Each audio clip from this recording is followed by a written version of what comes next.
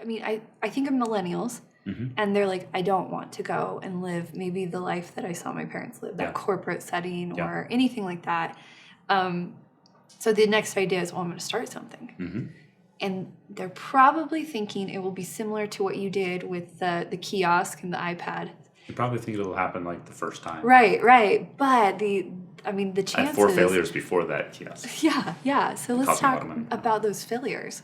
I think that's great insight. Too early, I was just too early. But let's go back to high school. Okay. 99, not only was I trying to do this food stores thing, but I got this brilliant idea to make an online yearbook for the class of 99. I collect everyone's emails on a paper sheet, brought a laptop to school at Lone Peak here in town. I was trying to build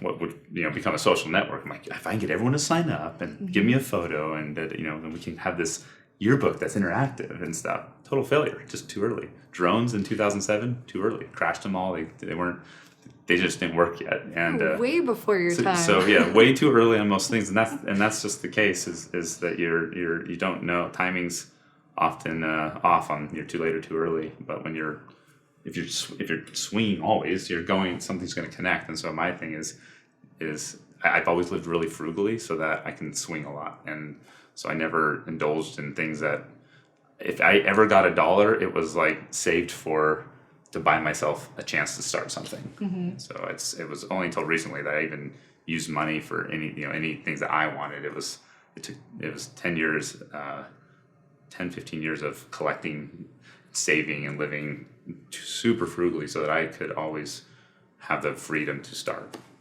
if that makes sense. No, that's an excellent mindset. I mean, that idea of swinging always, yeah, there's a give and take to that. Like, if this is the world you want to be in, entrepreneurship, then you have to realize that the money doesn't come as fast as you think. No, yeah.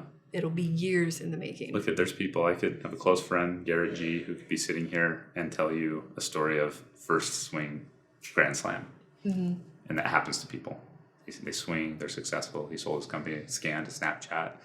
And I'm glad that wasn't me, because I know how hard it is to how unlikely that is, and it's kind of built me to get through the failures smoothly. If you swing and hit and connect and over the fence the first try, I think that's at some point you're gonna have to realize you're not a god and you're not flawless, and you're going to fail. And I think it's almost harder after you've been super successful with the first shot. So as people are going through their failures, like be excited. That's the training that you have to have, and success right out of school as a millennial probably will mean something down the road that you're going to have to suffer with.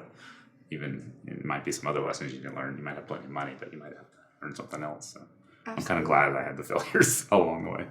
Well, we were talking just yesterday about failure. You find more insights from failure than you do successes. Sure. Because you have to look harder, you have to be more scrutinizing, you're editing. It's the process that we all go through. So maybe talk more about okay, what did you learn? What did you learn that then led to the next iteration of something?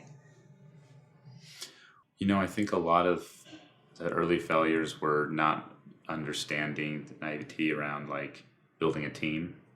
I learned a lot about who to trust, who not to trust, how to vet people, not everyone is out there to see you succeed. Some people are out there to actually siphon off your success. And I would say my failures, and even in the successes this happened, but I learned how important the soft skills are, and how to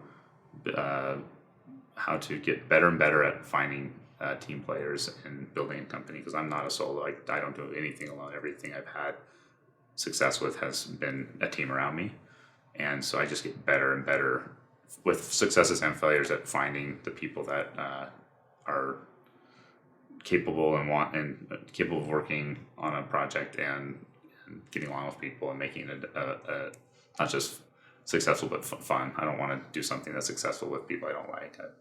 I'd always prefer to fail with people I love, and so that's probably my biggest learning, is just the people part of it. It gets better and better through the failures as you start to become a better recruiter, I guess.